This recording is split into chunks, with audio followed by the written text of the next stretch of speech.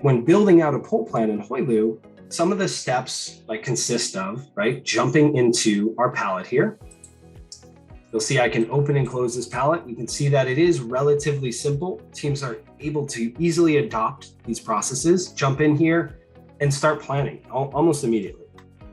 So one of the first steps would be, right, so you might want to establish your immediate swim lanes. So you can easily do that, right? So I can easily drag and drop swim lanes here. You'll notice that I have areas, right? So I could also call them zones. I might want to call them floors. So this might be something like area 2, right? We can just focus on that. We can also color code these, right? So we can make this one blue, make this one orange. And that might be, again, the first step to establishing your pull plan in Hoylu.